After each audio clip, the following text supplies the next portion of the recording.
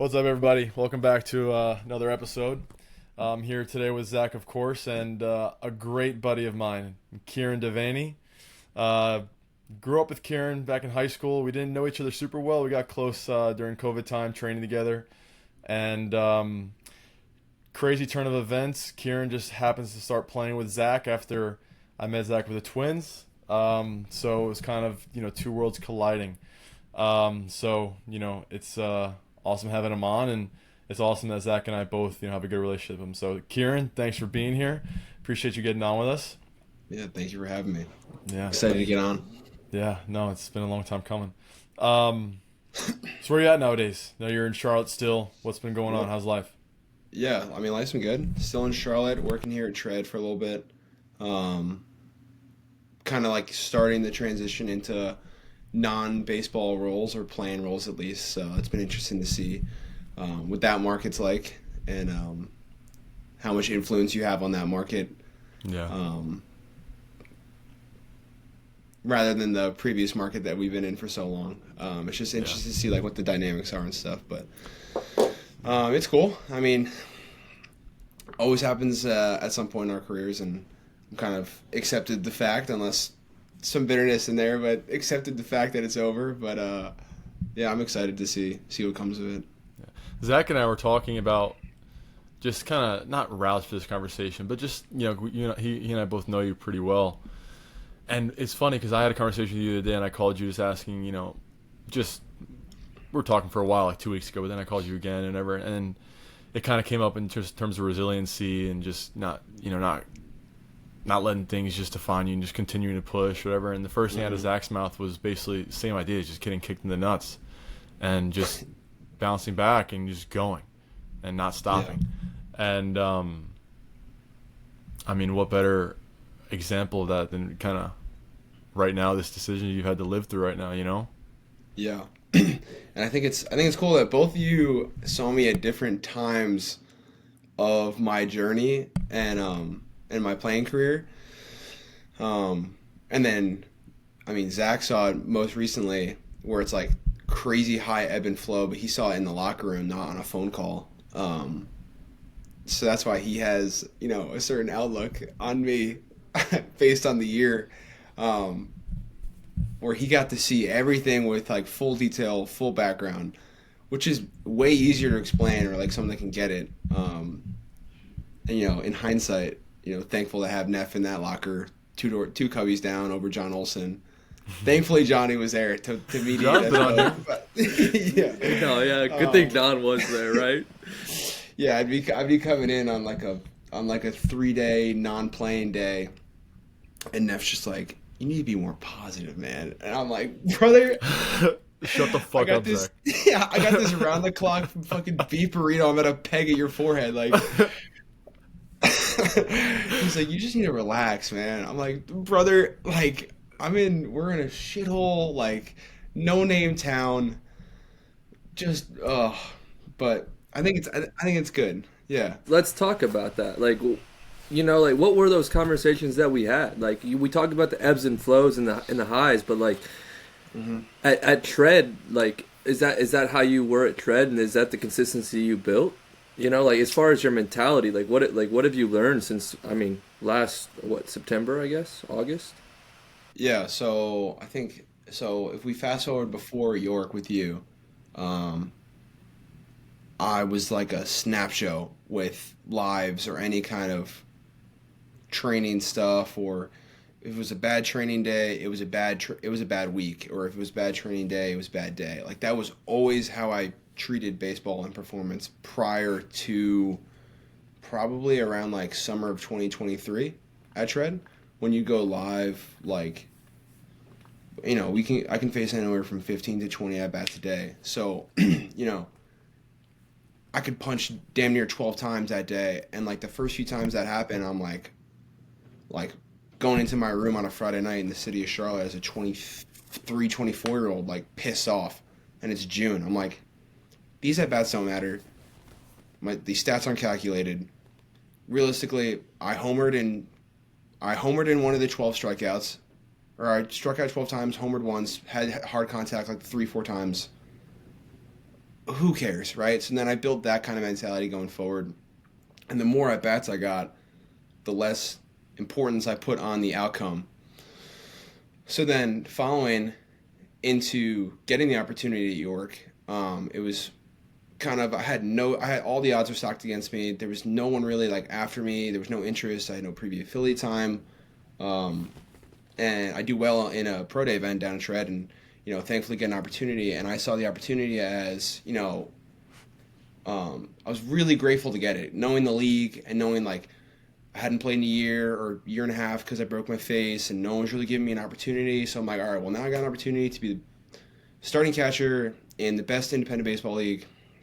Let me run with this, And then I get there, and then I get the affirming affirmations that people are like, hey, like what org were you with, or what level did you finish at last year, or like when were you in AAA? And it's like, oh well, fuck, well maybe I'm not a tick off these guys, or maybe previous affiliation doesn't matter, or the title didn't matter. So once I got there, I was like, all right, well it's my time to take it, my title to take it, earn the opening day starter spot. And I'm like, all right, well, like I'm back. Like this is me circa 2019 when I was healthy and before all this shit went down.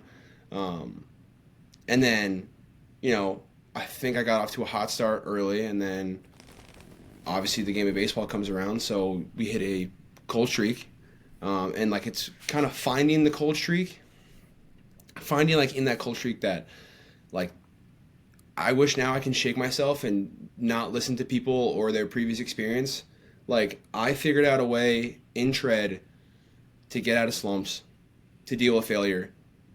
And then once I got to York and I started failing, I started relying on the opinions and the advice of other people that didn't necessarily go through what I already been through. And it's like, am I listening to them because they're a coach? And I'm trying to play? Am I listening to them because they told me they got inside information of what they want to see? Am I listening to this because someone was with this org and Shohei Ohtani did this drill, so it worked for them, so let's try this? It's like, I found what worked for me, and then once I showed up to York, I abandoned it, and then it was more like anger of me not listening to what I learned. And then now repeating the same cycle of like, okay, now I'm relying on what other people have to say. And then it's like, oh, okay, well now it's not my swing. Or, okay, now it's like, I don't even know what it feels like to catch a baseball anymore. Like, now it's like the doubt comes in. And it's like, that's what pissed me off more in York, is like was so far removed from the player that I built myself back up to be, that when I was in the trenches, I was like, I didn't want to hear from anyone at one point. Because it's like, now I need to shut it off. But unfortunately, when I shut everyone off, that's when I needed it most, to like kind of bring me back to where, I guess, neutral, or where I should have been originally. So it was kind of like, that's the kind of ebb and flow that happened throughout the year. And then finally got to a point where I was like, this is serving me very little, if anything. It's actually kind of draining me. So I think when an environment does that to you long enough, it's like, you're getting up every morning pissed. It's like, that's not my default at all. So once you're so far removed or like so below the line, it's like, well, I just have to essentially remove myself because it's not serving me. I'm not serving my teammates anymore. So that's the kind of stuff I went through. But And is that like, remind me if I'm wrong, but like I know you were in it at the time, but like that was kind of like what I was trying to tell you. Like, is like you like. And I'm not great at it either, but like when you're seeing it from a different perspective, and like we would talk borderline every day, if not every day, and it was just like those things. I'm like, hey man, like I've been where you've been. Like being angry or being pissed off, it doesn't do you any good. And like I know you were angry, and it's hard to like receive those there. So like I guess my question is like, what advice would you give to yourself? Like let's just say start of York, like from what you learned, like what would be that advice, even like through all your other stuff too? Go ahead. If I was to go back and tell the York kid, I would try and hound home that the stuff that you have done has been through the ringer of failure and success.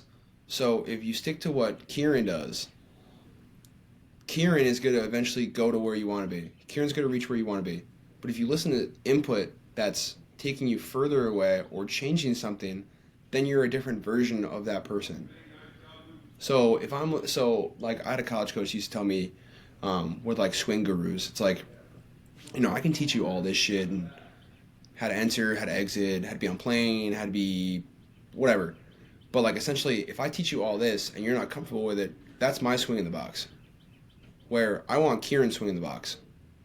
So if I was to go back to your kid, I'm going to tell him like, Ciaran has worked. Ciaran has failed, but Ciaran knows how to get back from failure. If he takes input from other people, it will make him have to reset his sights on something he's never failed at doing. So now it's like that failure curve has never been done before. So like in a season where it's most critical, age-wise, playing-wise, you have no room to fail with something that's not yours or like that hasn't been failed before and corrected.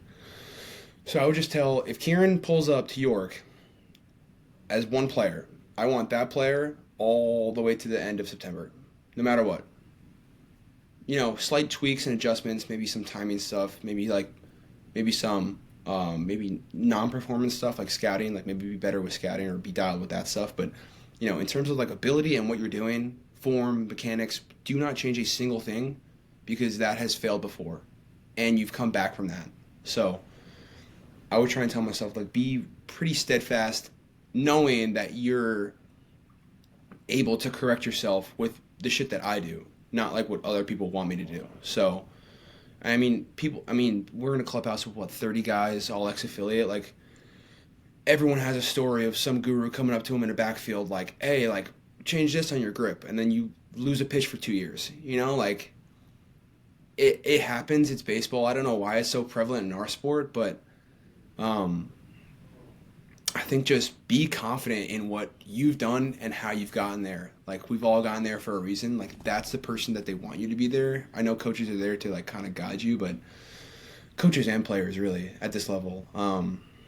But I would just tell myself, like, hunker down, know what works, hammer home what works. This is scary close to a conversation that we've even had on here already. Zach was asking me about something with to do with the discipline of changing what you're doing and stuff, and the conversation basically went as such. It's basically the hardest part I'd say is figuring out what works for you. Right? It's like you find out through repetition over and over again. You do it, you figure out, okay, this creates that outcome. I'm gonna keep doing that.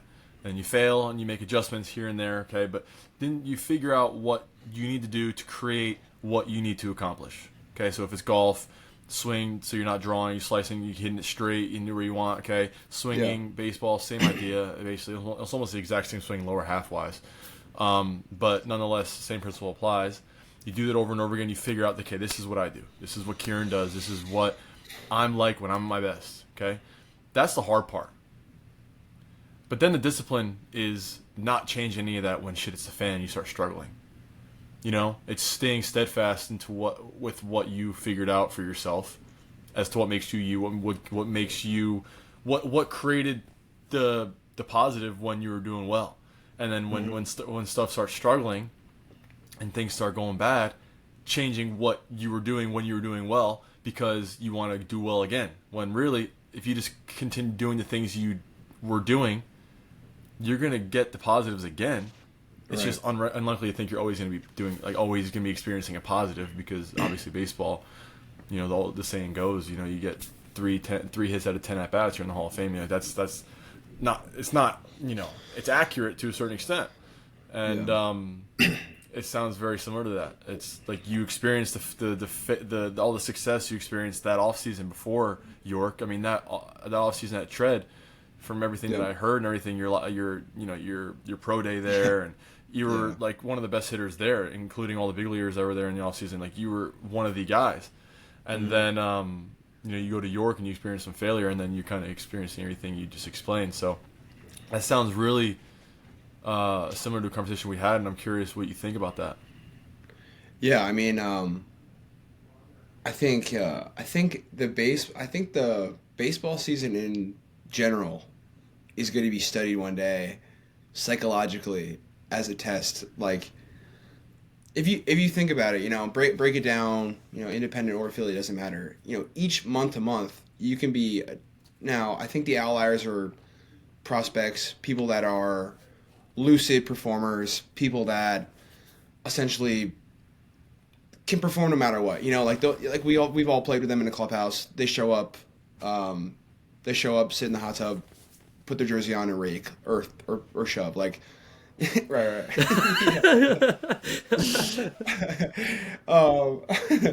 Like outside the Nefs and the one percenters, like each month to month you have to think about like what is changing, and each month is a season in itself, and going back, if I broke it down like that, we're in a league where everyone is trying to get out.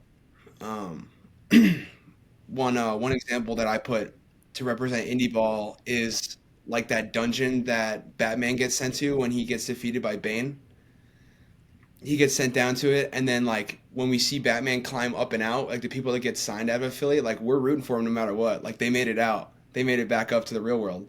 um but like that rat race of like month to month is so critical of like where your mind space is at in that league, because you're constantly looking over your shoulder, you're constantly looking at people getting signed in the same position as you.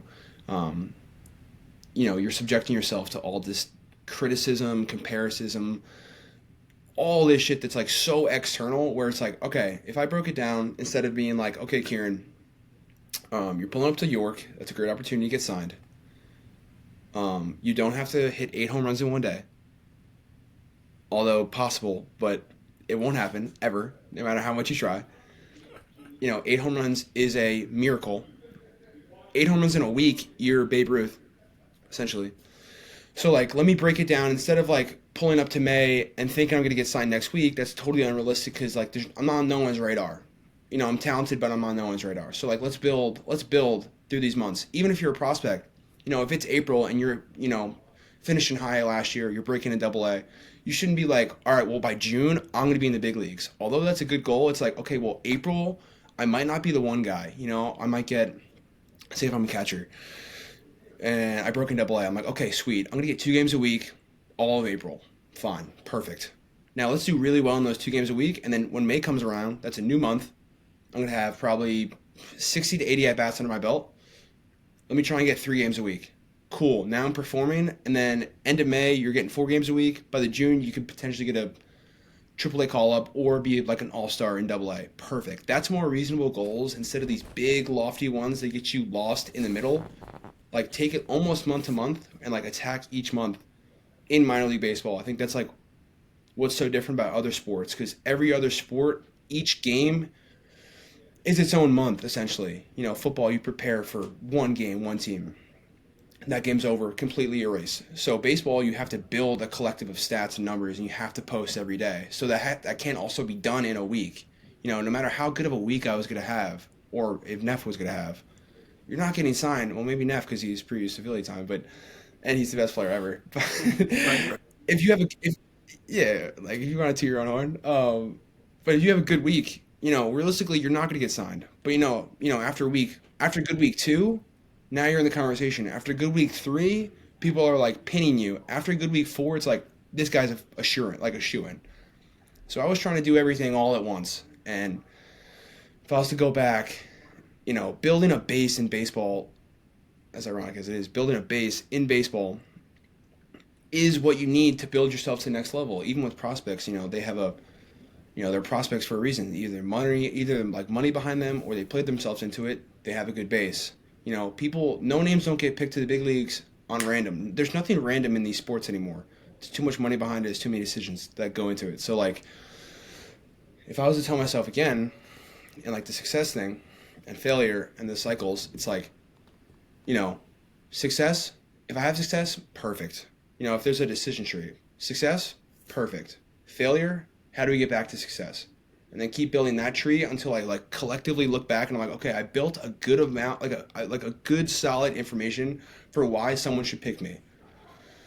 And then So without that, you're like left, or you're less bitter, you're less angry, because then it's like, okay, that's like what I could have done. It was like build that base essentially. and that's kind of like my next question is like you're in the middle of it. Like let's just dive into York real quick. Is it you're in June and July and like poking a little fun at you. You were an angry little elf. Like you were just angry. Yeah. So like you're in Yeah. that situation. How do you get in? How do you let go? Like what is the process now to like having the awareness like, hey, I'm angry. Like everybody's telling me I'm angry, but like now I just need to let go and I need to get back to who I am and do what I do. Like what like can you do that in season or does it like what do you think about that? I think, yeah, I think if you build practices before shit hits the fan, I think that'll kind of ground you so that, anger is an emotion that comes. I don't care if you're a Buddhist monk or Neff in the mornings before the sun rises. Like, you're gonna get angry no matter what. Like, it doesn't matter. Essentially, like, anger is an emotion for a reason, but whether it's barefoot grounding or journaling, or I found walking this summer in a city like York. I don't know how I did it, but I would walk for miles. I'd get off a bus and we were at the hotel and where's Ciaran? He's not in his room yet. Oh, because he's on a 2-hour walk. Like, that's a little egregious, but um, I thought the more I walked, the more I can just kind of like get out, be in my bubble. I control whether my feet go forward. I'm in control of that. I'm in control of my breathing on this. If I want to listen to music, I'm in control of that. So it's like, if I can control all that shit on my walk, then I pull up to the clubhouse with something I really don't control outside my reach. There's many decisions that go on above my head.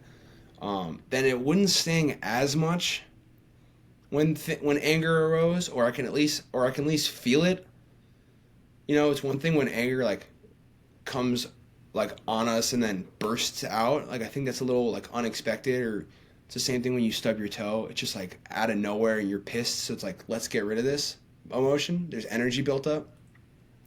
But if I'm pretty locked in, like I remember August was my best month, performance wise, and like my own world kind of shit. And it was because like every morning I have like a pretty strict a morning and night journal routine with a lot of brain dumping.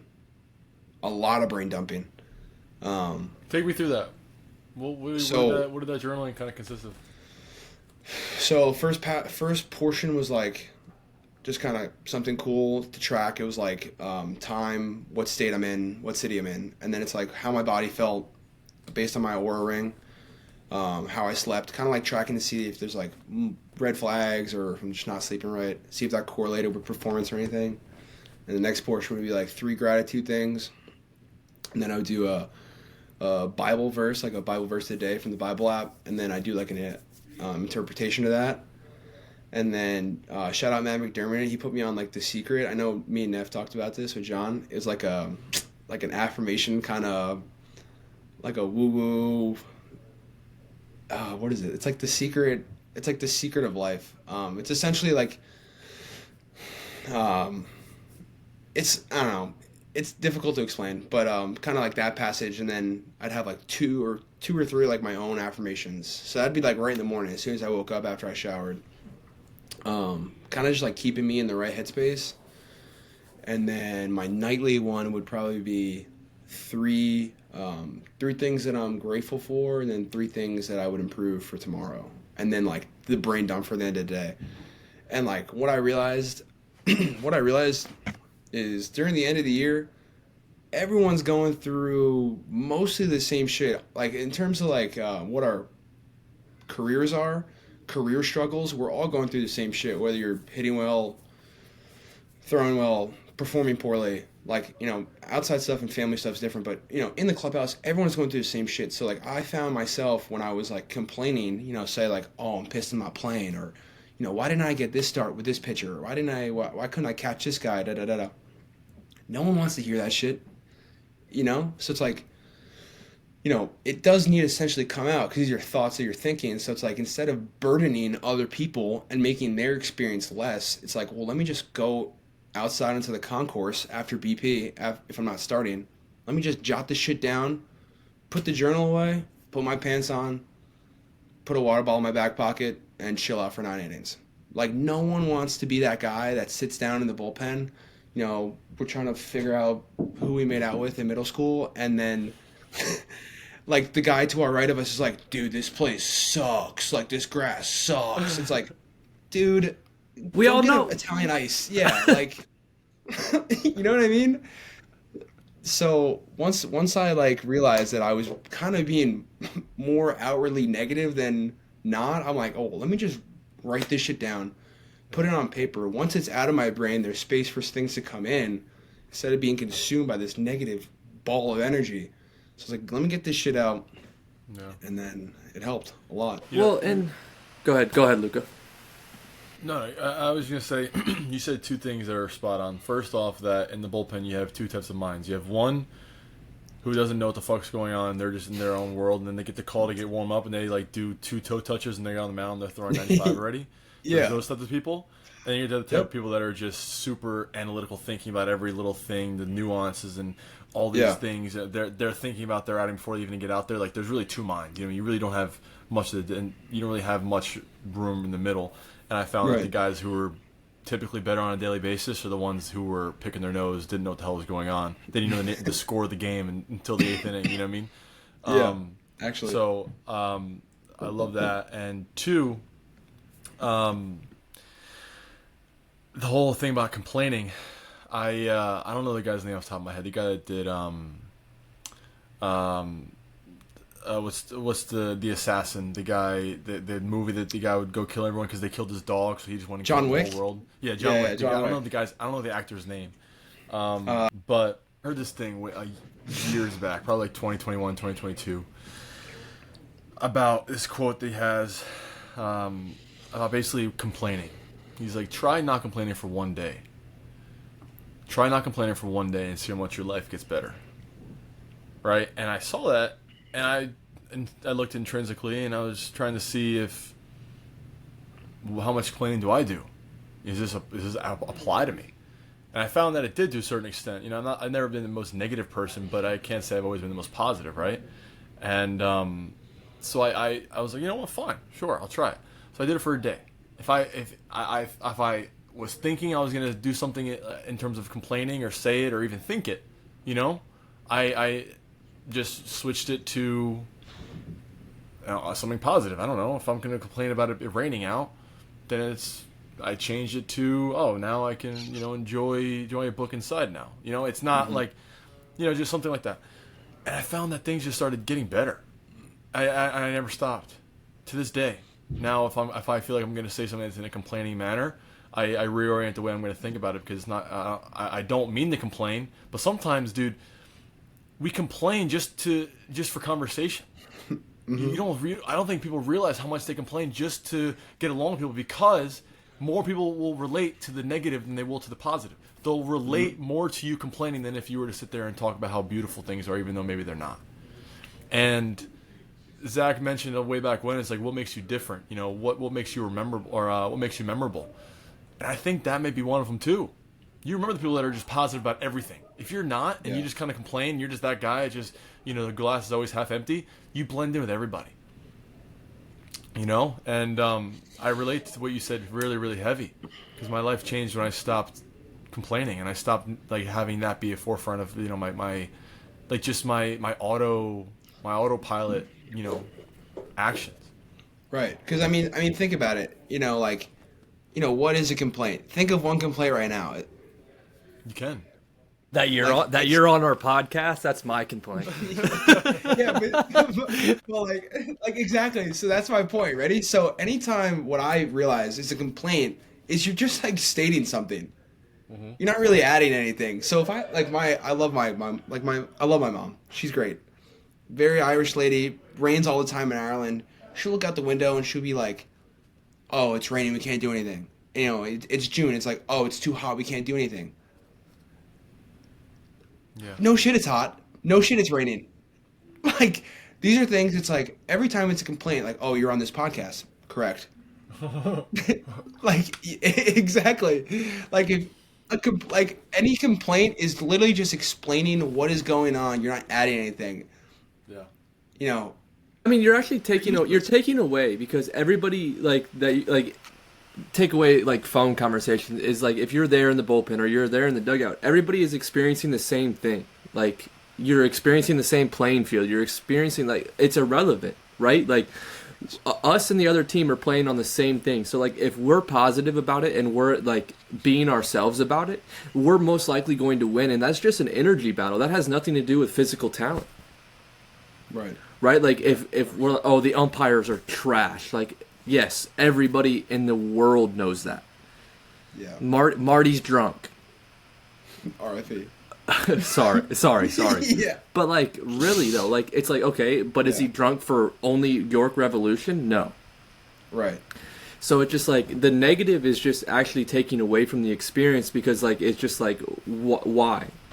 It's better to say nothing or remain neutral than and then like the best thing is to be like okay, we get to play ball today. Like we get to do what we love today. We like I know it's not in the place that we want. It's not what we want to do, but we get to play ball today, and that's all I want to do. Like now that I have a real job, all I want to do is go out there and play ball. Yeah. So it's like if you can get in that mindset, then what's the worst that can happen? Yeah. And I remember vividly, a spring training game in Southern Maryland, and I'll never forget those gates opening up. And like I hear murmurs, it's like, oh, the stadium's not great, da da da da. I'll never forget turning the corner, the gates open, we're in the outfield. Luca, you've never had to experience this. There's landmines in this outfield. Like there is no grass. There's more grass at CBA than there is on this professional baseball field. What? And I just remember hearing, brutal. And I remember hearing all the murmurs and spring training, and like everyone behind me is like, "Oh, dude, there's no way we have to play on that." Dude, the last time I played a baseball game with pants on, like I got 4 plates put in my face, and I remember the gates open up. I was like verbatim. I go, "Fuck it. If I get to put cleats on, I don't care. Fuck it. Like whatever." And if that kid was there in September, like it would have been a way different year. Different year. Yeah. Right. Like I remember it vividly. I think John also might have started that, or you might have started that. That was me. Yeah. Yeah. And you were getting your warm-up routine. I was like, all right, well, Neff's doing his shit. I'm gonna do my shit. Do the same shit. Put a towel out. Stretching the landmines. And then I was like, dude, fuck it. And then just tested. I want to touch actually based on that. Kind of what you were just saying, but there's some background story that needs to be said. So, 2021, I believe it was, right, when you were at Tri-City. Mm-hmm. Yes, 2022. 2022. Going back to the idea you were saying about putting 2, 3, 4 weeks together and getting some base and you're always a few weeks away from getting signed. Typically in independent ball, put weeks together. You were on that track that year. Mm-hmm. Started off hot. You're throwing guys out. I think you had like 5 homers. I think you threw like the first week. I think you had like 5 homers. You threw 5 guys out. You had like 8 or 9 extra base hits, including the home runs. You were just on a roll. I got off to a start. It was good. Yeah, and then all of a sudden, you kind of everything you're saying, you believe then as well. Obviously about just putting weeks together, and you're basically telling yourself that imagine it's like I'm doing it. Like just stay at it, just stay with it, keep doing it, keep going, just be you, do you, and then you just get crushed in the face by a fastball, and that's it. You're done for the year. And then, of course, all the traumatic stuff that comes along with that in terms of, you were battling even when I was facing your lives at Tread, and, your front foot and like instinctively you just want to step out. You don't want to step in. You want to step out because you're just scared without realizing. And rightfully so, of course. But what I'm getting at is, okay, that happens, right? And you just get kicked in the nuts. And you just lose that whole opportunity, that whole experience, that whole year. You're gone. You're done. Mm-hmm. And you basically have to get your jaw rewired and everything get fixed, and you get a nose. You have to get your a rhinoplasty basically, and get your whole nose fixed and all this shit. And and then you basically just gain this appreciation for like the sport because you just don't have it anymore, you know. Right. And then you say that you go to York and you experience those feelings of just like, well, at least I have a field to play on. Yeah. And then the season transpires and you're feeling the way you do at the end. What, looking back on it, not to sit here and point fingers at you, but what changed? Why do you think you weren't able to keep that mindset and keep that experience from when you broke your face, literally, to be like, okay, I've experienced the shit. Like, at least I'm out here. I can do that. You're right. And why do you think that something happened throughout the year where you weren't able to maintain that mindset? I think there was a lot. So there was a lot of different factors. I'd say if I had to put multiple fingers on it.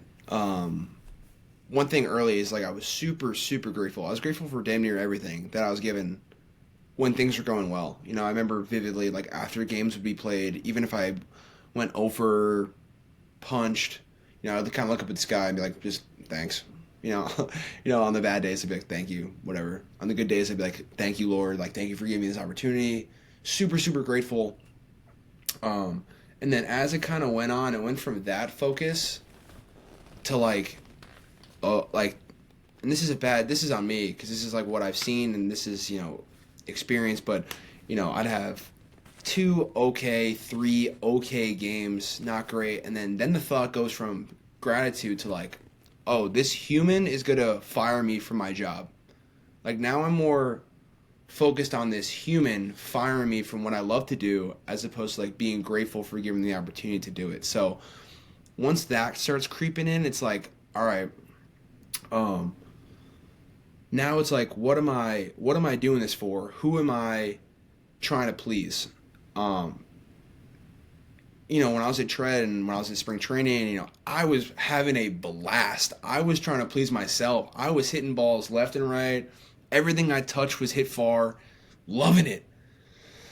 And then it's like, okay, now week 2 comes along. Now games are kind of kicking in. It's like, all right, well, now we're trying to please like the person putting our name in the lineup. It's like, now we're trying to please someone in the front office. It's like, I have one day where homer once, punch 3 times, have bad swing decisions. I'm like, fuck it, I had fun. I had a homer. I heard the cannon blast. People were yelling my name. But then you get in the cage the next day, your hitting coach is like, hey, we need to change something. Those 3 punches, they're not going to play at the next level. So I'm like, well, all right. Well, I guess I'll listen to you. Sure. I want to play at the next level. I'll listen to your advice about the next level. It's like, well, now it transitions to having fun and hitting home runs to like, okay, now we're like playing for someone else, or like someone else's goal, or like now there's a goal involved, or there's just something different where it's like kind of like I really lost sight of like what I was enjoying, what I was being grateful for. And I lost sight of it pretty quickly, and then I'll never forget it. Let me just pause this real quick. I need to...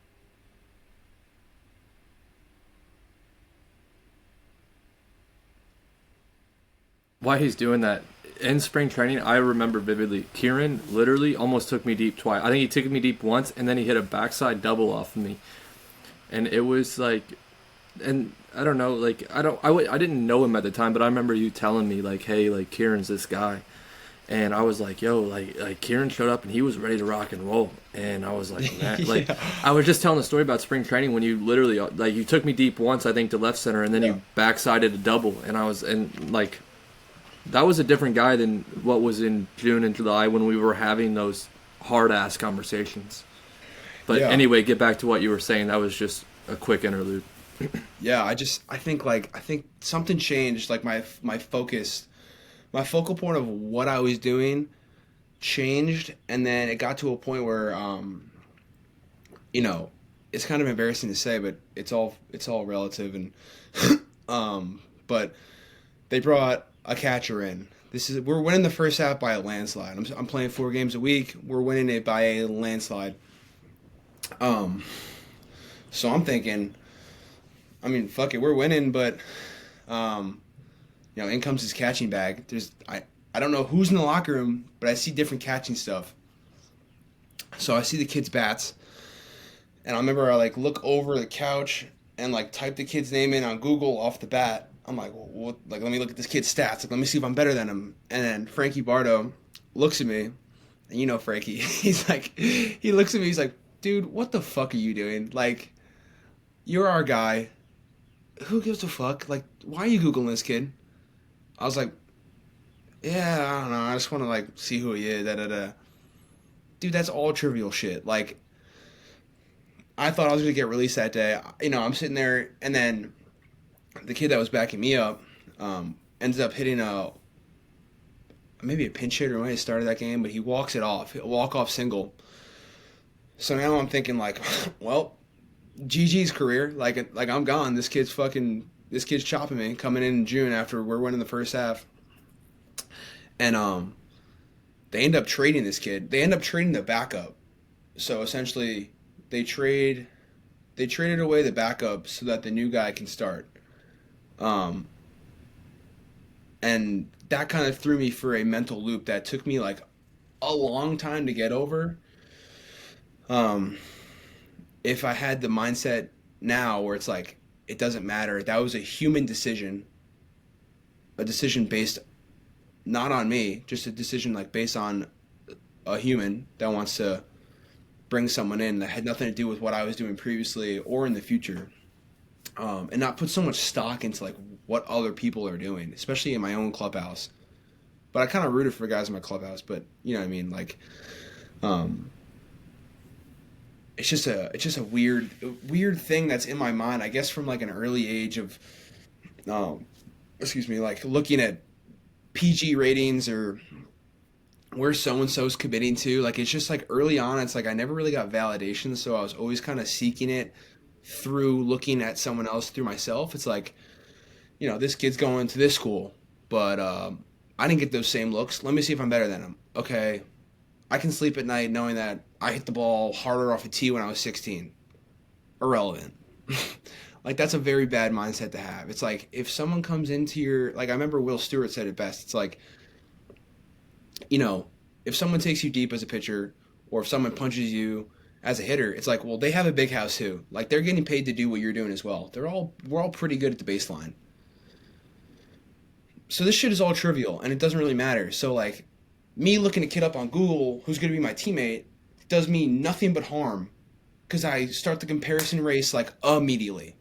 And it's like, you know, at first I was kind of bitter when there's always comparison and people brought in, but then after a few weeks I'm like, wait, this kid's not the issue. He has the same goal as I do. It's to get the fuck out of here.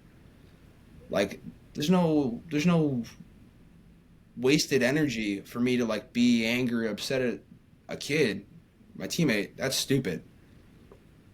Realistically, it was someone else that brought this in. So although it hurts my chances, the chances aren't off the table. So it's like, that's what I'm saying. Like, whatever you focus on, you're putting energy towards. So it's like, you have to be really selective of what you like put energy into. You know, if you put energy into complaints, you're going to be a habitual complainer. If you put energy into being a good person, like, you're going to be bouncing around the walls like John Olsen on his start days with a coffee mug, rocking, like, walking down the rail trail. It's like, I want to be that guy. Like, it is Burks in a coffee mug. Like, brother, what are you sipping on? Like, life. That what he, yeah, he's like an amazing example of like what you put your energy into.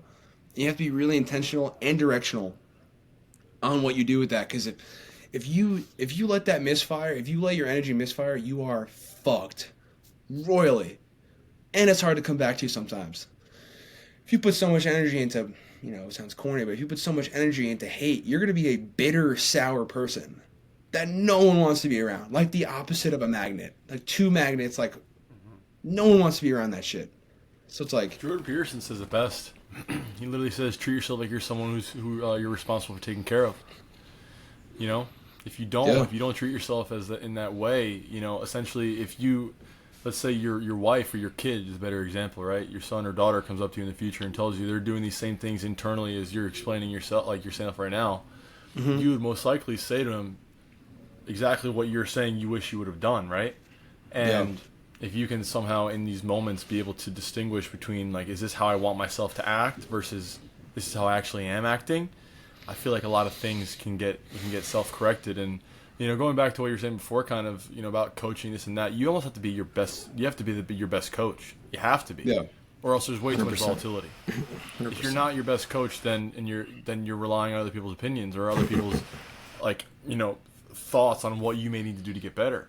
And like you said, it's like, well, they haven't failed, they haven't done this, they haven't that in your body, with your swing, with your throw, like so they can't relate to that stuff. So I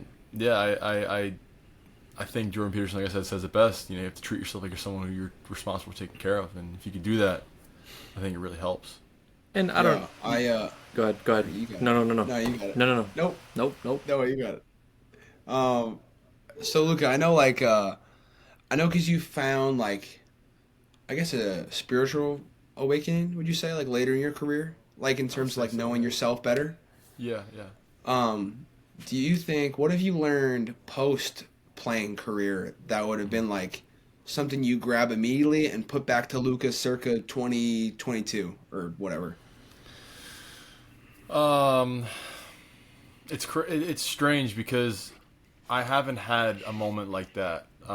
If anything, all the things that I've learned, let's say things that I've experienced, the only thing I've been able to truly tell myself was I wouldn't have learned these things if I had still been playing. I wouldn't have experienced this if I hadn't still been playing. Like, even though, yes, in hypothetically, I guess that I could apply to that, but all the lessons that I learned then, now it's just kind of a compilation of those lessons that I learned when I was playing. So essentially, I actually wrote it down last night when I was journaling. It's just, I said, be who got you here. I'm not trying to change anything. I'm not trying to find new ways. I'm just trying to build on what it is that I've already accomplished and try to get better with it, and it helps me in life now. But things that I've learned, I mean, in terms of just I actually have a harder time doing, like, a lot of the things that I work on. I have a harder time with them now than I did when I was playing, just because of time. And I was saying, like, on Friday, for example, with work, I had some surgeries in the morning. I was driving a lot, this and that. I got up at 3:30, 3:35. I didn't get to bed till 2:15 in the morning. So, I had a long day. And, like, it's just, those are the days, I work for, kind of, just because I don't have a whole lot of time for myself. I don't have a whole lot of time to do things I need to do, let's say, to meditate and do these things. Even though I do meditate in the morning before I leave, no matter what, I always wake up, hour 15, hour and a half before I leave. Before I have to be out of the house, like, for those reasons, so I can get my morning stuff done. But I don't have a whole lot of time during the day to read, and I don't have a whole lot of time to do these things and just lay on the ground and just be with myself. And so almost like all the work that I did prior is really helping me now. But I'm learning these things. But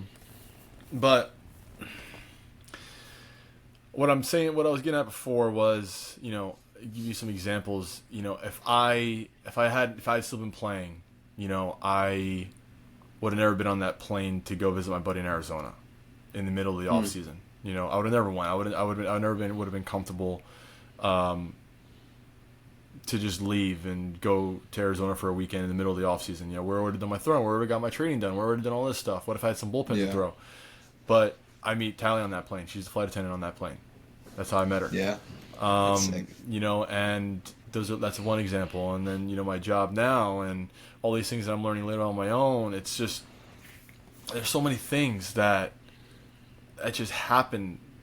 And that's just one big example, but there's a bunch that just, they wouldn't have happened if I was playing. So it's I don't know. I'm kind of just dancing around, I guess, the question, but the answer, I guess, is just I haven't had anything to where I have realized where it's like, wow, I wish I knew this when I was playing, you know, because it's weird.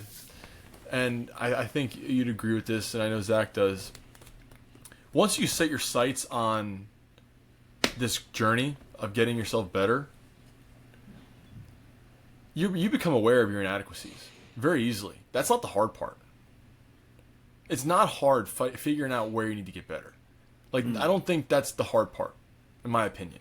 You know, things present themselves as the journey goes, but if you're sitting there solely want to figure out things you need to get better with, especially at the beginning, I don't think it's going to be very hard for you to figure that out. The hard part is just applying it. The hard part is just actually applying it and living it. The hard part is living it on a daily basis. That's it. And so what I'm getting with that is, at the beginning, even when I was playing, I was aware of the things I was struggling with. I was lacking. I was aware of them. And it was just a matter of, like, how is it realistic for me to really tackle all of them at once? It was just like it had to be done. It had to be done through time. It had to be done that way. And so I found myself often when I was playing these things that I was working on, things that I was doing, I was trying to get better with and stuff. I found things that would help them, and I was able to apply it. And you know, over time things just kind of progressed. And you know, there's this thing that Jordan Peterson talks about that I really like, and it's the idea that, like, when you become, like, almost a specialist in something, you become hyper fixated on a certain thing. So whether it be baseball for us, whether it be catching for you, pitching for me, pitching for Zach, and it could be anything. Now it's like, you know, neurophysiology now for me, and, you know, doctors when they do their thing, like, you can hyper fixate on your one thing. So you have a broad perspective. You know, imagine like an hourglass. Now you're getting more narrow because you're fixating on it. You're learning, you're specializing. And then you apply it, and you figure, like, say you get to, like, become expert to a certain extent. But then as on the other side, it doesn't stop. Then it opens back up, because then you basically find everything that you've been working on. You kind of find that in daily life outside of it. So you learn to apply it to life. I guess that's what I'm trying to say. So now it's just an extension of the lessons that I've learned, and then building on them. So, kind of what you were saying about the foundation thing, you know, like I think the prerequisite to that is figuring out who I am and what I enjoy and what makes me happy and what brings me peace. And then now it's just being able to continually do those things and maintain that, no matter what I'm doing. You know, Luka playing baseball, or Luka not playing baseball, it didn't change my life whatsoever, and which was crazy for me to experience. Like, I felt guilty about it. I didn't miss baseball at all, because I feel like, you know, I'm like, to a certain extent, the times in my life when I really miss something is because I missed the version of myself I was when I had it. You know, I feel like that's a lot of things people feel with regard to missing something. They miss themselves when they were with that person, when we were doing that thing, the way they felt about themselves when they were doing that thing. You know, like, I wasn't playing baseball for the clout. I wasn't playing baseball for the notoriety. So I didn't miss that when I didn't have it. And it's just like I said, it's just like, now it's just a compilation of those lessons that I've learned, and, like, fine tuning them. And I love this quote as well. It's, you know, perfection isn't when you can't add anything more. It's when you don't have anything else to take away. So basically, I'm far from perfect, but I was even less perfect when I was playing, because I've been able to detach from things that I felt like I needed, and I'm still maintaining myself. So I'm actually getting better. You know, I'm growing on a daily basis, because I'm requiring less of these, let's call it OCD, or I don't know what it is. I'm requiring less attention to every single little detail, but I'm still maintaining myself better than I ever was, and I'm learning a lot about myself, you know. So I think the journey just builds on itself. And I'll answer the question too while we're at it. Is what I learned now that I'm, like, trying to get a job and getting a job and switching jobs, is that, like, I have to be myself regardless. And, like, I wouldn't say that was something I struggled with, and kind of like the same thing as you, is, like, I can be over coachable at times, right? Like, I can listen too much. So it's like, it's finding that balance of, like, taking in the information, but, like, still, like, hey, like, I still need to do what I do. Like, I still have to be me. Like, I can't, like, just overhaul something because you said something to me and I'm down bad. Right? So it's like that equilibrium between, like, hey, like, I'm going to show up today, I'm going to continue to do myself, and if something enlightening comes to me, then we'll think about it and we'll maybe apply it. instead of like, oh, just because you've made it to a higher level than me, I'm gonna try it right now, or you know more than me. I like there's that part like that I have to figure out. You know what I mean? It's like I have to go through this experience to figure out. And like the thing that kind of Luke and I talked about on the last podcast was like, God's gonna continue to give you your same thing until you learn to master whatever it is. So like for me, it was like in moments of struggle, I would lose myself. Like I would lose focus, and I would all of a sudden I was listen to everybody. Like I'm coachable when I'm having success, but like when I'm having failure, I listen to everything. I listen to the critics. I listen to, like, and I take in all the negativity, and now all of a sudden I am what I eat. I'm negative. Instead of like maintaining that positivity or that neutrality where it's like, okay, like whatever, like I'm here, like I just want to be in the moment, and it is what it is. So I'm gonna stop right there, because like that's it for me, is like going off what being myself. Yeah, going off what you just said, and I thought about this too, Ciaran, when you were talking about the same ideas. It was Zach was just saying about, you know, coaches telling you things and you kind of always being open to things, which is great. Being coachable. One of the worst things you can do as a player is not be coachable. You know what I mean? That's one of the worst things you can do. And one thing that I did when I was playing career, but it's more of my personality rather than just, you know, when I was I'm always gonna be an athlete, but when I was playing, yeah, was I always asked why, and coaches thought I was the biggest prick, but the wrong ones. The ones I didn't even give a fuck about. The ones I didn't even care about. The ones that I didn't even need to listen to, those are the ones that got annoyed. The ones that I should have listened to, the ones that I needed to listen to, were able to give me answers, right? So what I mean by is, if I have a coach come up to me, right, and they're telling me change a change-up grip because, you know, during a pen, you know, my change-up wasn't really doing much. You know, I had more fade rather than drop. And the guy's like, maybe you should change this grip. You should try this. My default, why? Not like, why? But more like, I'm curious why, you know, was why. And some coaches got so annoyed, and like they kind of just didn't answer, or they just was like, all right, do your thing. And that was, now that I think about it later on, it's just, even in high school when I was a kid, young, you know, I always asked why to questions. When my dad would tell me things, I would ask why. And, you know, it's a good lesson that I've learned to I just always did, like I said. But even now, it's, if someone's offering you something, right, and it's, you know, it's new to you, just to ask the question why doesn't do anything other than make that person explain what their purpose is. You know, if you're telling someone to do something, if I'm telling you, hey, Ciaran, I think, you know, you should incorporate journaling into your daily life. Just an example, right? And you ask me why. Only thing you're doing is just figuring out, well, how can this actually help my life? Why? And it's my job to be able to explain to you why I think it's important. If I can't answer that question, then I need to keep my mouth shut. Right. If I can't answer the question why as to something that I'm saying, then I have no business telling you. Because then it's just like, well, shut your mouth. I think it's tough too, like when you run into someone like that, because I mean we all have. You know, without kind of bashing a collection of individuals, but I think the level of sport that we're at now, you know, people are put in these affirming positions, but they're never really challenged. So it's like, you know, you had a good playing career, so like we're gonna give you an iPad, and now you're a coordinator, and then you're gonna go and tell a prospect, you're gonna go tell anyone really what to do. And maybe that's not like what their body's meant to do. So like when you go and say a simple question as why, they're taking it as a challenge. Like, why are you challenging me? This worked for me. Well, it's like, well, just because it works for you doesn't mean it works for me.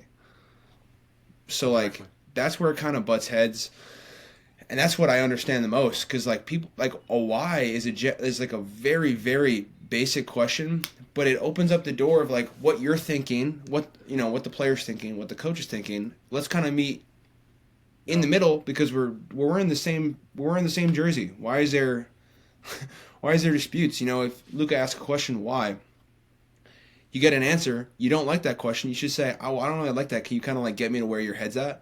that's where that conversation should go. But, you know, nowadays it's like no one wants to get to that point just through talking. People think of it as like a challenge. You know, I saw it a lot because, you know, being on average 4 years younger than a league, you know, I was kind of put in the position where if I was told anything, I should listen to it immediately. Yeah. And it's like, I'm like, well, I'm not an idiot. You know, I'm not a sheep. I've gotten here for a reason. We've all gotten here for a reason, but I want to understand what you want me to do. You know, like what your cues. Like a coach told me, Pete Fatsie, who's with the Red Sox, told me, like, you know, I came from a previous failed hitting guru who has success with other people. It wasn't with me. Pete Fatsie told me, he's like, listen, some coaches get paid on ability. Some people get paid on cues. Some people get paid on the adjustments they can make with others. Like, I am good at cueing people up. You know, so my verbiage to say, Ciaran Devenney is going to be different from Roman Anthony. You know, those cues are going to be two completely different things. You know, I can tell someone to put their knee under their nuts for a load, and that might work for Ciaran Devenney, but if I tell someone to, like, internally rotate their like, anterior hip, like, I don't even know that's possible, but if I tell someone to do that, like, that cue might work for their brain. So it's like, these challenging questions are just trying to figure out what works for each player, and sometimes, like, when it doesn't land, it might be perceived as a challenge, and I hate the fact that it gets there because we're all kind of collectively working towards something.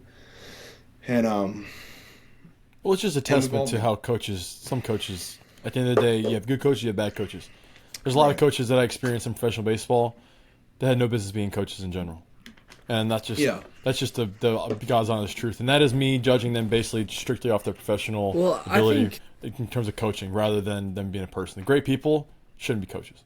I think your questioning of, like, why do you want me to do this, and, like, your awareness of, like, what their answer is or what their response is brings you a lot of information. Like, if they're, like, angry about it, it means they probably don't know much about it, or, like, exactly, you know what I'm saying? So it's like, okay, like, maybe I'm just gonna ignore that for now. Or if, like, a guy's like, hey man, like, it really provides good depth and good fade, like, you can really finish it, it's like, oh, like, I think I should try that. You know what I'm saying? Like, right. if he, like, if it's something valuable, like, whenever Neff comes up to Devenney and being like, yo, Devenney, like, you're two different guys on 2 different days, like, what's up? Like, should he listen to Neff? No, but we did have those conversations, right? And it's just like, well, why? It's like, well, I've been where you've been. I've rode the roller coaster, and I know where it gets you. It gets you right here to independent ball. Right. Yeah. And for the viewers out there, what he's speaking on is me and Neff had a pretty heated heart-to-heart on two different sides of the pole. Yeah, a lot of days. A lot of days. Yeah. But essentially, he came up to me one day. He's like, "Hey, you're two different people." I was like, "Oh, here we go, Neff." That sounds like July. Zach. That's like so something Zach would say.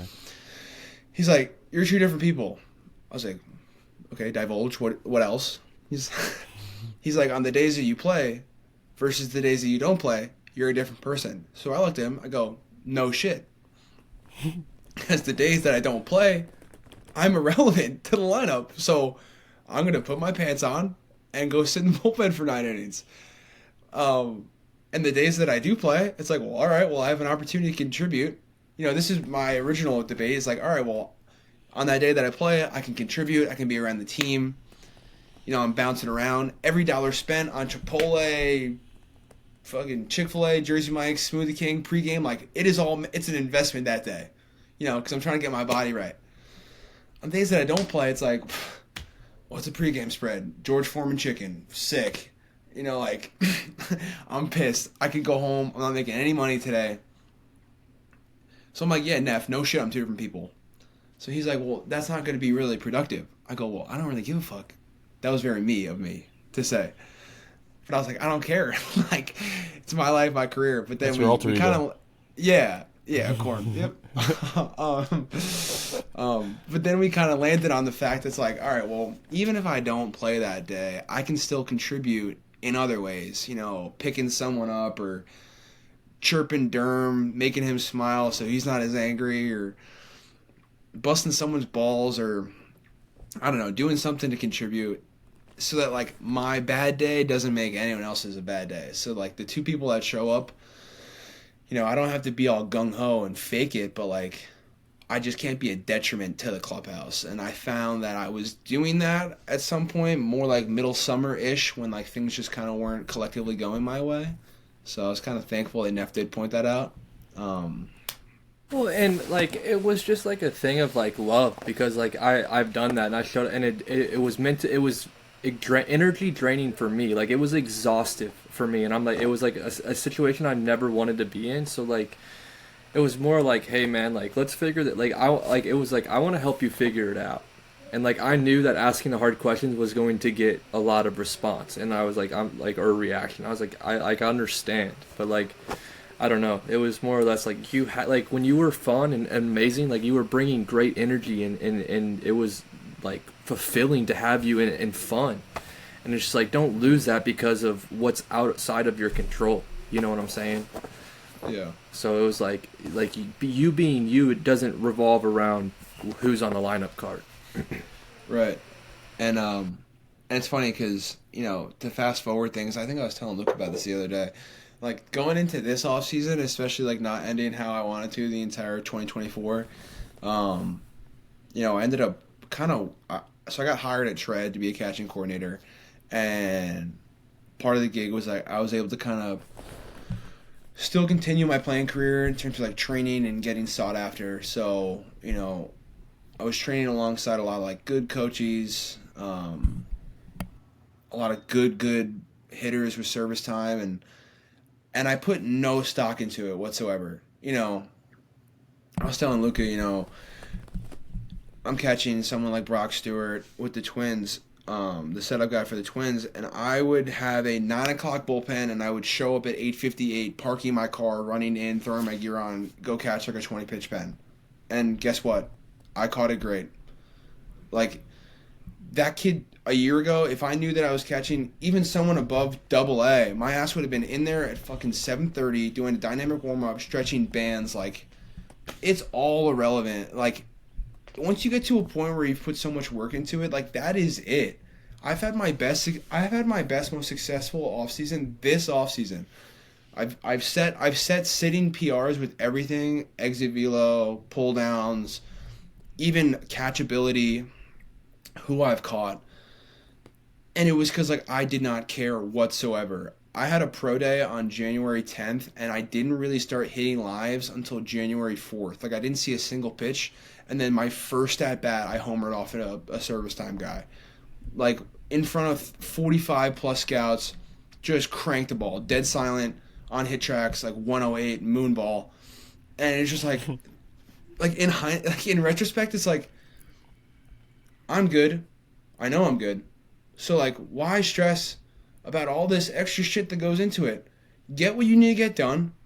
Be around good people, and shit will work out. And like, if I took that mentality into this previous year, you would have been wherever you wanted to be. Correct. Right. That makes me think of this. And I'm real quick. I'm gonna cut you off. I like talking to you now. Like it's amazing. Like I just want to like give you a round of applause. But go ahead, Luca. Like it's sick. It's cool. I agree with Zach. But this what you're saying makes me think, Ciaran, about this psychologist. He was more of not a psychologist. He was a psychiatrist with the Cardinals. He was always around, always on the field with us, always around. Dr. Goyos. And I'll never forget this, dude. This was the first time someone basically gave anxiety like a human form to me. I'll explain. So I was going into a game. I was in rehab actually my first year, I believe. So I was getting ready to go into like some inter squad game, getting back, and I was in the pen, and I threw like 35 pitches in the bullpen, right? And I went glove side, 2 or 3, missed my spot, threw an extra one, then I threw some breaking balls. I wanted like 3 or 4 good breaking balls, and then I threw some cutters and this and that, threw some changeups, went arm side, missed my spot a little bit, went from the stretch, like did the whole routine, right? And after like 35 pitches, it's probably about June at this point. mid-June, so it's hot in Palm Beach, right? It's there's no need to waste all this energy and all these pitches and just wasting it all. And he came up to me, right? I'm going into the game, and he was just like, "Why are you throwing so much?" I'm just like, "What?" He goes, "Why are you throwing so much?" I said, "I don't know. I need to get loose." He goes, "You're not loose." First off, my first instinct was like, "Dude, get the fuck away from me! Like, back off," Yeah, yeah. And but he obviously didn't care. This guy was, he's been around since like 1980. Like, he's been through the block. He gave no fucks. And he goes, "That's anxiety talking." And I looked at him. Right, I was like in the zone, like I'm literally walking towards the dugout to go into the game. You know what I mean? Like, that's kind of where I was mindset wise. Walking from the pen, and he's like talking to me while we're walking, and he was like, "That's anxiety talking, because you don't need those extra pitches," literally. And he was like, "You don't need those extra pitches." He goes, "That's your anxiety telling you that you do." He goes, "That's not going to change how you go out there and what you do. As long as you get loose, you're fine." He's like, "But your anxiety is telling you need more, and your anxiety is telling you need to throw one more that's a good one. Your anxiety is telling you that you need to feel perfect leaving the bullpen." Mm-hmm. And I never thought about it that way. And yes, I agree 100%. And what actually ended up happening was that even though I didn't sit there and was like, yeah, like in that moment, I was bought in. I found that was something that was in the back of my mind. And through the rest of that year, I was still a little bit, kind of trying to make everything perfect to a certain extent, leaving the bullpen, especially coming out of the bullpen, like not as a starter. It's harder to get your, all your work in, let's say. As a starter, you have the freedom to take 50 pitches if you want. So reliever, you don't.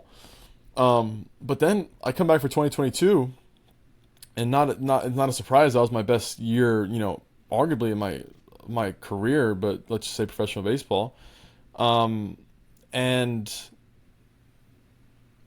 I'm getting loose. They're like, Luka, you're in next inning, or Luka, you're up, and like you have the guy in the hole, and I would go do bands real quick, and then it was funny because the catcher had no clue what was going on. I would get behind the mound, and dude, I would throw a few to get loose, of course. But I would stay loose throughout the game, a good bit as best I could, and I would absolutely rip like 5 or 6 as hard as I possibly could. Mm-hmm. As hard as I possibly could behind the mound. I get on the mound, catcher would still be standing up, and dude, I would just straight pull downs, about 5 or 6. Yeah. And then I would literally throw like 5 fastballs, spin a few, and sometimes I only had 5 fastballs. Sometimes I only had 2 fastballs, but I would just get loose. And I'd go in the game, and all that training that I did, everything that I did prior to that, would that just go away? No, now I'm just loose, and I'm ready to go out and do my thing. And I'll never forget that lesson he taught me. I'll never forget it. And him almost personifying, anxiety into a human form. And it showed me that part of me and how it was being acted out, And I think a lot of players, a lot of athletes relate to that. I need one more. Why?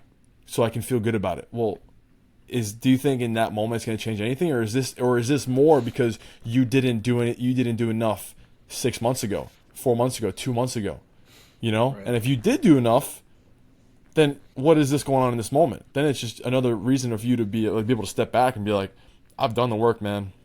My confidence isn't coming from this extra pitch I'm going to throw where I throw a banger in this next pitch. That's not where my confidence is coming from. My confidence is going to come from because I know I've done this for 7 months now, and I just love that lesson that he taught me, and I'm grateful for it, and I'll never forget that ever. I think it was great. Yeah, and I think we're prepared for these little events to show up when we need it. Like that psychiatrist telling that to you definitely showed up later, like you said, on the mound. Like, one example that I'm thinking of is, I always tell myself after my junior year, realistically I should have been signed in 2019. But now looking back on it, if that kid got signed, that kid would have been in a world of trouble. He would have showed up to rookie ball, like, just eyewash nation, doing so much extra shit. Mm-hmm.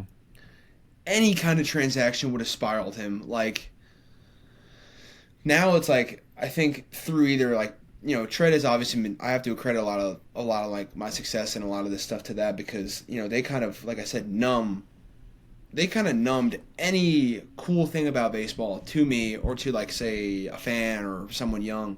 They took the specialty out of all of that. So in terms of preparation, like I got that, like I told Luca, I got the opportunity to go down to Sarasota, and never being invited to a spring training before, I essentially go right to a big league camp, and on the plane, I'm like, I'm having imposter syndrome. I'm like, I'm getting flown out to like Sarasota. Like, who the fuck am I? Like, am I ready for it? Like, can I do this shit? Like, should I show up early? And I remember they said, show up at 9 o'clock. We're doing the whole big team meeting at 9. And then once that breaks, you'll be on the field. So I show up and the clubhouse is open, and you name them. It's the big league club. So the door's open. I'm walking by everyone. I'm rolling out in the weight room, and before I know it, I hear cleats on, and I have to go sprint out to the field, and like I put my bag down, and I go from someone who's thinking I'm unprepared to like the 2023 AL Rookie of the Year, shaking my hand like, oh, what's up, man? Like, nice to meet you. All these people. I'm surrounded by a big league team, and it's like, well, am I underprepared? Like, should I make myself real small here? It's like, no, you're being a bitch. Like, you've done this shit before. These guys are all fucking big, well-paid idiots. Like, no worries. So then I go and catch my first pen, and I'm like, oh, well, we got to get, like, Zach Eflin, or, like, Bautista's going to blow my shit up. And I get some AAA arm, and I'm catching it, and I'm like, I don't know. It was, like, kind of a spray fest. And if I was underprepared or underqualified, I would have, probably told myself like, oh, you look like shit right now, or this looks horrible, you're putting on a bad showing. But I remember going out and talking to the pitching coach after and the strategist, and once the athlete left, I kind of looked at them and I was like, that kind of sucked. And they're like, yeah, that was a really bad bullpen, like kind of like initiation, like ha ha ha, like welcome to it. I was like, dude, if I was 21 getting this opportunity and I caught this pen, I would have shit my pants and like thought the org hated me. But in reality, like, through all these events and everything that's transpired, I can just be like, yeah, that kid sucked. Like, this is sick. Like, I'm catching next to Adley. Like, this is dope. Gary, I watched Gary Sanchez since I was fucking 19 with a Yankees uniform. He's two plays over to me. Like, dude, who cares? This is hilarious. Like, you know what I mean? Like, whatever. This kid sucks. Like, and then he doesn't though. But you know what I mean? Like this bullpen. Yeah. You know what I mean? Like, like I can kind of just laugh it off. And then the next pen obviously was super professional, and but it's just like these events that kind of like lead you to these scenarios. Like this is essentially what I was prepared to do. Granted, it didn't work out, which kind of sucked and was decades. But like I don't know. I think you're always being tested and prepared for something early that leads to something later. Like those little nuggets that are presented early usually help you for something later. So although it might suck and you're pissed off and angry, it's like, well, all right, this is gonna come up somewhere. Like you're gonna have to eat shit later, or eat shit now for it to benefit you later. And I think we all kind of been through similar scenarios to that. I'm a big believer. A lot of the training that you do, I was talking about actually a few podcasts ago. A lot of the work that you do on yourself, a lot of the training you do on yourself, essentially every meditation in my mind is like some type of training exercise to a certain extent. It's not really about right now.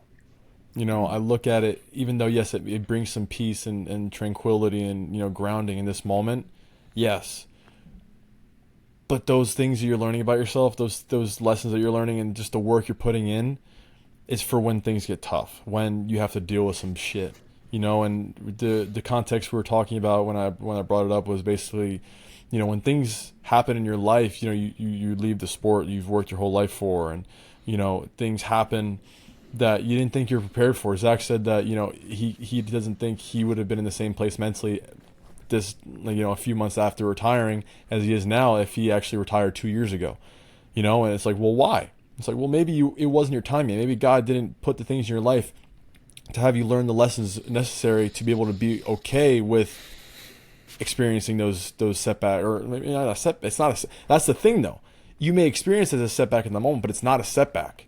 Right. You know, and if it's in due time, if everything's coming properly, then it's just, you're going to see it as just another step in your journey, right? So all this training that you're doing on yourself and everything that you do and you work on, it's for when the things get tough. You know, it may help you that day, because that you may experience some things that day, but for the most part, it's going to things that come down later on. And you know, the goal is that nothing is too far out of your reach. It's going to be hard, but it's never so hard to where you feel broken, where you feel, you know, just completely overwhelmed. You know, that's the purpose, in my opinion, of doing all this work on yourself. So I agree with what you're saying.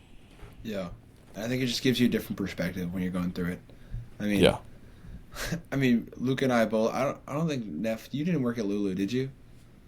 So like, not to shit on some coworkers, but you know, we're coming in after all the adversity and all the shit that we've been through. Like, people demeaning us, yelling at us, like people buying tickets just to scream that we suck. And, you know, you come in, it's like 9 a.m, they're like, don't talk to me until I have my coffee. It's like, You leave me, like shut the fuck like, up. relax. Like, you're gonna be good, you know? Like, Yeah.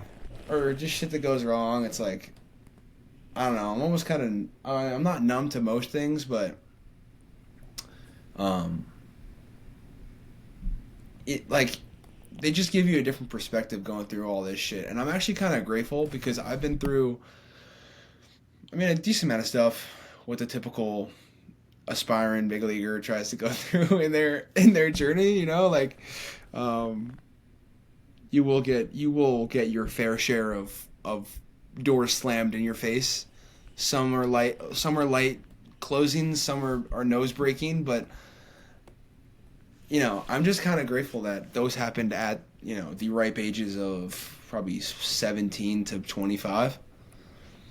And then now being 26, it's like I am pretty battle tested with, you know, a good amount of scenarios. So, Dude, it's crazy how much people that don't experience, you know, I mean, I guess just a lot of people play sports, but I think that's the difference in professional sports, because you're playing in front of a lot of people with a lot of stress, a lot of responsibility.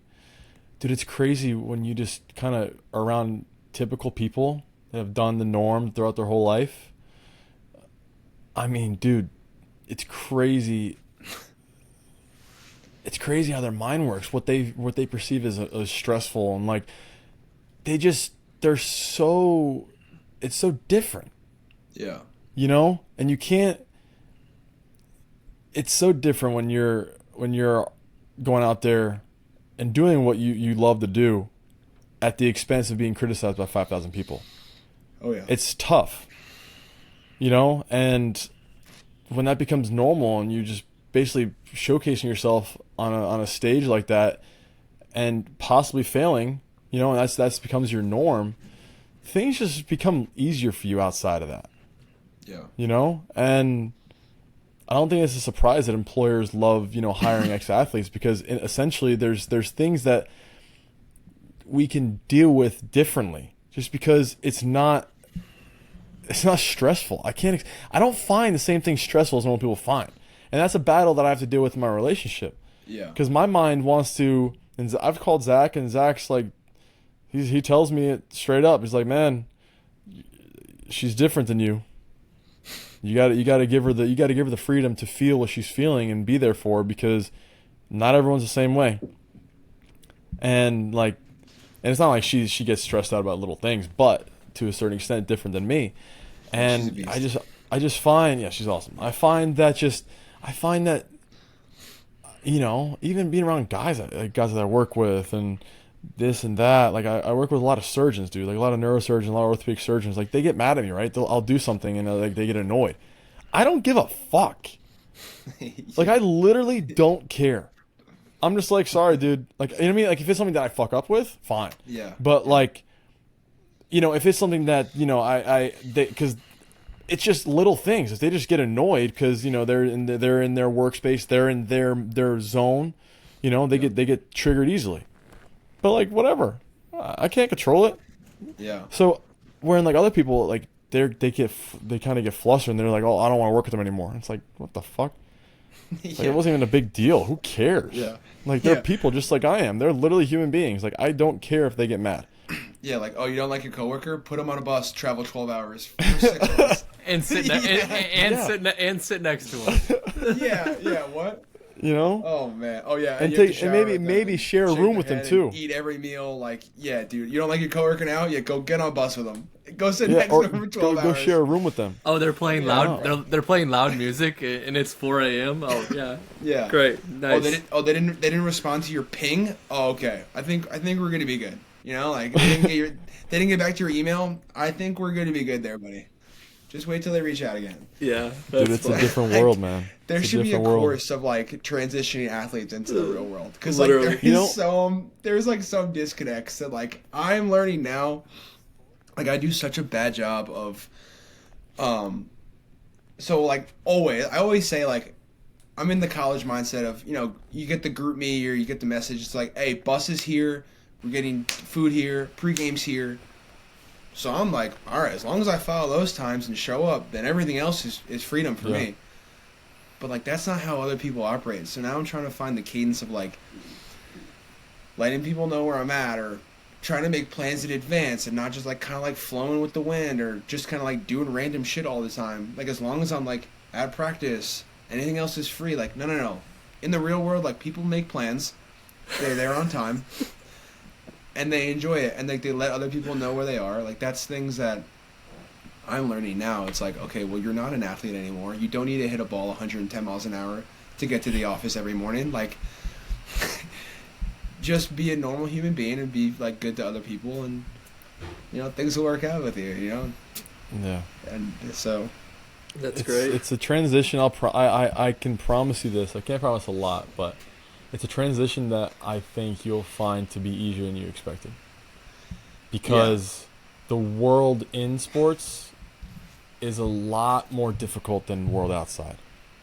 And the only thing that's going to be difficult about the world outside of it is finding the things that that you do that that you didn't realize sports did for you, whether it be competition, whether that be outlets. Once you find those things, life actually becomes better. yeah, Because you don't realize how much added stress is going on and how much shit is going on when you're in it until you don't have it anymore. right. Like I don't think I would ever wish upon or miss closing my eyes trying to sleep at night and then replaying me missing a 2-0 fastball over and over and over and over again. I can literally in my mind right now see Bo go vroom, vroom. I think you need Dr. Goyos. And then having Neff chirp you first thing in the morning when you walk into the clubhouse or what? Yeah, yeah. You walk in, there's like donuts and water eggs. I'm like, oh. Here we go again. Neff's like, just breathe, man. You'll be fine. It's like, oh, Neff, I'm gonna launch this bat like a tomahawk. You want to laugh? Okay, so this is just for everyone listening. This is hilarious, and I obviously haven't had you guys together, so you'll find this funny. So, Ciaran, your screen is paused right now, and it's just you with your arm up about to throw a tomahawk. So that's hilarious. But so basically, when you guys first got to York together, you guys were planning to live together. Like you guys were living in the same house. Oh, that's right. And Oh, yeah. and basically like the first week you guys broke camp, whatever you guys get there, I call Zach. I was talking to him like I talk to him once or twice a week at at least. Yeah, at least. So I would talk to him whatever, and so I spoke to him before I talked to you, Ciaran, and I was like, what's going on? Like how's life? Blah blah blah. How's York? You lived in the same place as last year. Yada yada yada. And his, word for word to a certain extent was, yeah, like, they put us in a house. I was like, you're in a house? He was like, yeah. He was like, yeah, we got a lawn, everything. You can mow the lawn. I was like, are you kidding me? Right? So he's kind of saying this part, that you guys have the front deck or whatever it was, and you'd sit on it. And, I heard this part. So you guys living in a house. It's like 3 or 4, I forget how many. And it got the job done. Zach was like, yeah, it's not like unreal, but it's nice. Like it's exactly what we need. and I hear that you can cut the front lawn, right? So like I picture this in my mind, and I picture all this, right? I talked to Ciaran like 3 or 4 days later, and I'm like, "Yo, Ciaran, like, what's going on? How you doing?" He's like, "Yeah." And you were saying you're gonna live with Zach, right? And I was like, "Oh, it's sick." And you're like, "Bro, it is a fucking trap pad. Like, I can't do it, dude. Like, there's bugs flying, or like bugs walking. I walk in. I think you said that you walked into your room, and there was like mice on the first time, this and that. And then, so long story short, you're telling me that you're sleeping in your car, and I'm like, okay." So Zach's giving me this story, and then Ciaran's sleeping in his car. What the fuck? Where's the disconnect? Yep. That is. And I was like, okay, just different people. And this is just so funny because it's just you're explaining how like the mindset, and it was funny, hilarious. Yeah, I do think York did a horrible job operationally. Being blunt. If they're gonna be blunt about me, I'm gonna be blunt about them. But I think there's a certain decency you should treat players that contribute to an organization, and like, when you show up and try and stick 6 people into a shack, like, it's just not really conducive for success. And like, hey, I was fine. Like, I slept in my car the first night after driving 8 hours. I slept in the car in the parking lot of a hotel, fine. Slept in the clubhouse the previous 2 days. Homered on day 2. Sorry about it.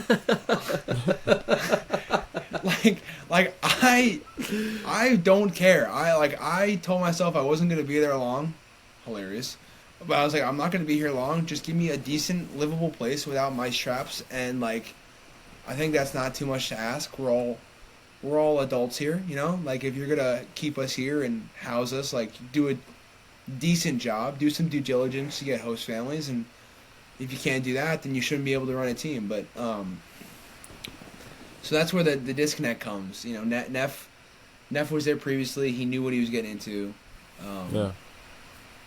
Yeah. I think the only thing Zach complained about the whole year, I think the only things that I heard Zach complain about was that his roommates were a little messy. They didn't take the garbage out and something like that. That's about the only thing. He was like, man, fuck.